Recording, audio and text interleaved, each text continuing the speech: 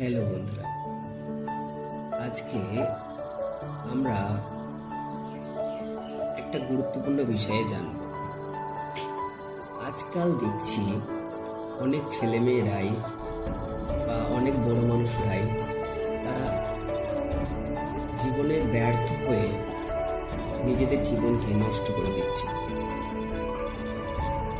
আচ্ছা, তোমরা একটা কথা ভাবো, আজ যদি একটি মানুষ বা একটি ছেলে জীবনে এত কষ্ট এবং এত ব্যর্থতার ফলেও সে যদি আজকে নিজের মৃত্যুর পথ বেছে নিত, তাহলে কি সে আজ মিসাইল ম্যান হতে পারত? হ্যাঁ, একদম ঠিক। আমি আজকে বলতে চলেছি একজন রাষ্ট্রপতি এবং একজন মিসাইল ম্যানের সম্পর্কে। তিনি হলেন এপিজে আব্দুল কালাম। এপিজে আব্দুল কালাম তামিলনাড়ুর এক গরিব পরিবারে জন্ম নেন। তিনি ছোটবেলায় সাইকেলে চেপে খবরের কাগজ বিক্রি করতেন। কি করবে, গরিব সংসার এবং তাদের পরিবারের সবাই,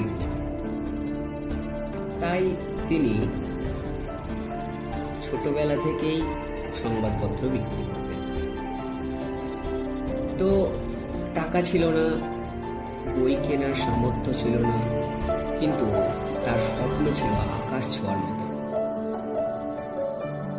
অবশেষে অনেক ব্যর্থতা এবং অনেক দারিদ্রতার সম্মুখীন হয়েও তিনি আজকে উঠে দাঁড়িয়েছেন এবং তার স্বপ্ন পূরণ করেছেন, এবং আজকে তিনি একজন মিসাইল ম্যান এবং রাষ্ট্রপতি হয়েছেন।